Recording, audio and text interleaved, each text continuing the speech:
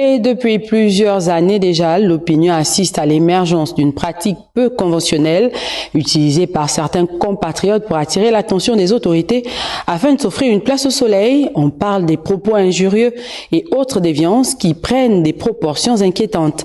Lariska Lormamengi. Des propos diffamatoires, des injures, des déclarations incendiaires, voire des informations montées de toutes pièces.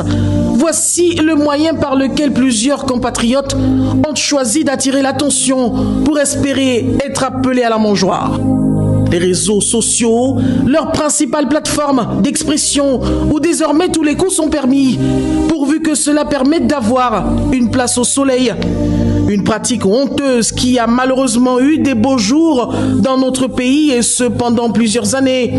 Ils sont nombreux à avoir été promus à des niveaux de responsabilité pour avoir tenu des propos virulents sur la toile. La grande question est de savoir si sous la transition n'est-il pas temps de mettre fin à ce game ? N'est-il pas temps de mettre en valeur les compétences, l'expérience, la consistance ?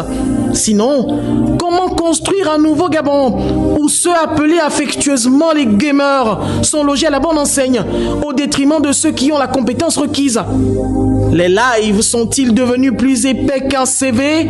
Pas si sûr, car la restauration des institutions, c'est aussi la restauration des valeurs de travail, d'intégrité, de respect de l'autorité.